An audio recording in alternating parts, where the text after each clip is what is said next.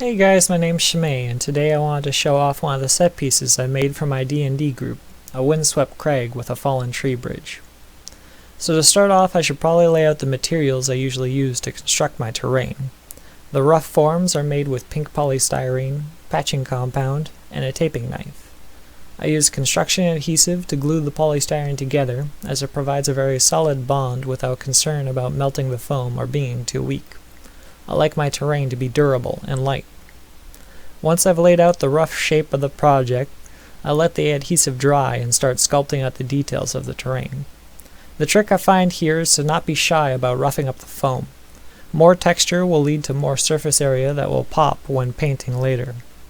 I use drywall taping knives, sandpaper, and a Dremel to get the desired textures here, and in this particular project I used a dried up stick from my garden as the log that had fallen across the chasm. Eventually I was happy with the textures, especially the bottom of the cliff. I knew that was going to represent a river, which I made by dragging a pair of scissors across the foam to tear it up. Since most of the rest of the terrain was sculpted with the taping knife, this helped set it apart and give it a different texture than the rest of the piece. The next step was to smooth some of the obvious transitions in the layered foam with polyfill. If I was making this a display board or something for more than a single encounter in my D&D campaign, I would have put more time into smoothing out the layered transitions, using a mixture of sawdust and glue. But for a one-off, I feel the patching compound is good enough. Once everything dries again, it's time to start painting. The base coat is the longest and most important part of the painting process, as I use house paints that are both paint and primer in one, and they take a while to dry. The main reason I do this is that polystyrene really doesn't like spray paint primers and will melt with most of them. And house paint is cheap when bought in bulk, especially if they're on clearance. About 60% of the terrain's painting happens in the base coat, as once it's dry, all that's left to do really is dry brushing, touch-ups, and detailing. For those not familiar, dry brushing is the practice of using very little paint on your brush, wiping it off on a paper towel or some such so that you really only have the residue left on the brush, and running it over the object you wish to paint. Only the raised and textured areas of the object will be hit by the small amount of paint on the brush, and is a very quick and easy way to highlight textures. Since I start with a darker base coat than I intend to use in the final project, a series of dry brushing layers adds highlights and depth to the terrain. Polystyrene is pretty porous, and so I often have to go back with a smaller brush to fill in areas.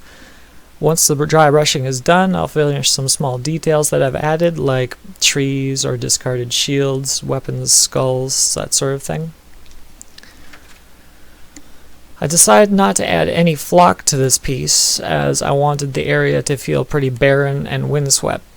I added the trees in last. I made them with sticks that I had painted, and then added drilled holes into the bottom of and added in some metal connectors so that they could be placed directly into the foam. In the campaign, the adventurers came across a group of bandits trying to toll a fallen log as a bridge. They were harassing another cloaked figure as the party approached, and things quickly escalated into a fight when the bandits demanded an unreasonable amount of gold and pushed the hooded figure too far.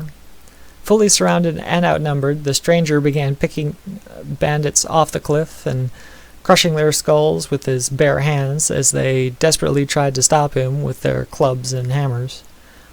The players joined in and engaged their own bandits, suffering heavy crossbow fire from across the canyon and being entangled in nets and assaulted with clubs. While a close fight, the party prevailed in the end, with the last remaining enemy fleeing the enraged stranger, while the Yuan-ti necromancer desperately stabilized his two other companions that had been downed in the fight.